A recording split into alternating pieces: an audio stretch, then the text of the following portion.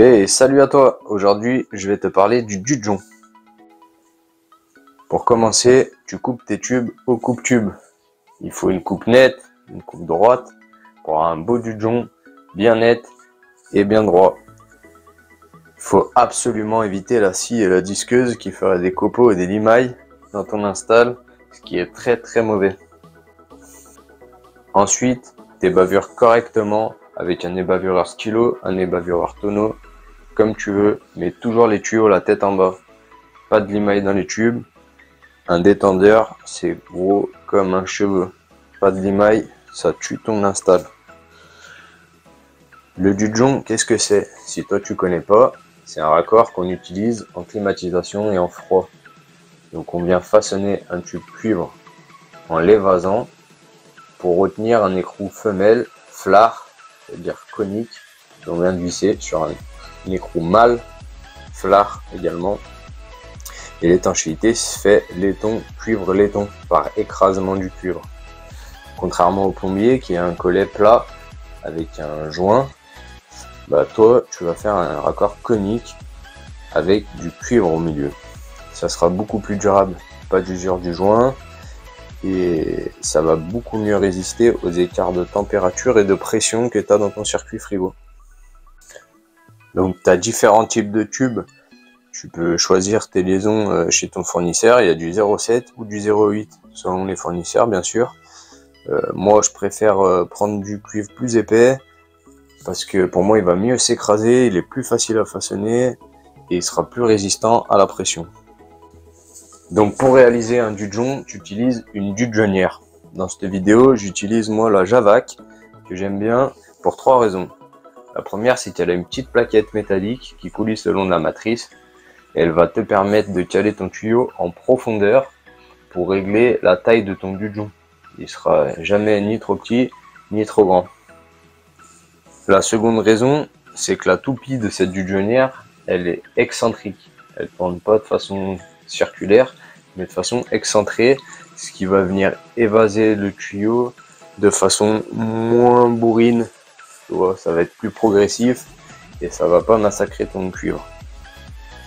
Et enfin, la troisième raison, c'est que cette toupie, elle est débrayable. Donc quand tu serres ton Dudjon, tu vas venir l'évaser.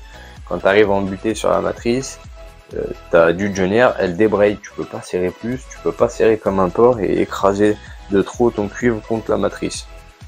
Donc ça te fait quand même un Dudjon bien plus propre. Quand tu fais tes raccords, tu mets de l'huile, ça améliore l'étanchéité de ton raccord.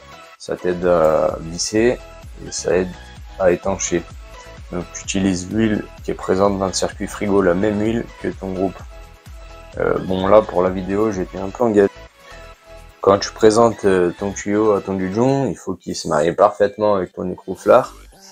Il faut que tu sois bien en face, que ce soit bien droit, et surtout que ça force pas. Ton écrou, il doit se visser tout seul à la main jusqu'en butée. Si ça force, il faut continuer à façonner ton tuyau pour qu'il soit bien en face et bien droit. Et pour terminer, c'est là que je vais m'attirer les foudres des anciens. Tu utilises une clé dynamométrique. Ah ça y est, je vous entends déjà en train de gueuler. Ça fait 20 ans que je tire des raccords, je connais la pression, j'ai l'habitude. C'est bien, moi mon coude et mon poignet ils débrayent pas, donc c'est clé dynamométrique.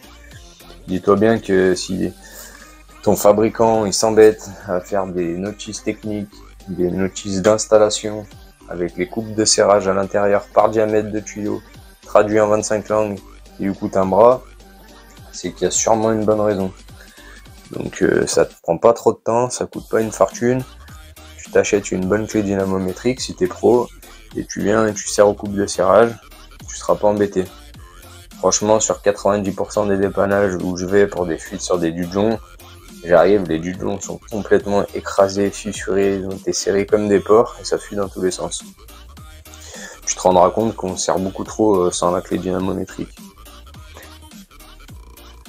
En plus de ça, si un jour tu as une grosse galère sur un chantier et que ton fabricant se déplace pour un SAV ou une prise en garantie, il va tout contrôler ton installation. Si tu n'as pas respecté scrupuleusement ce qui est marqué dans le mode d'emploi, dont les coupes de serrage qu'il va vérifier, et ben il prendra pas en compte ta garantie.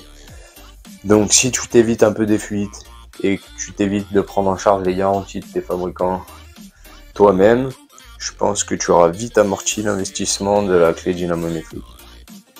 Voilà, j'espère que cette vidéo t'aura plu. Tu peux échanger avec tout le monde dans les commentaires. On apprend toujours et de tous. N'hésite pas à t'abonner, à liker et à partager. Merci, salut!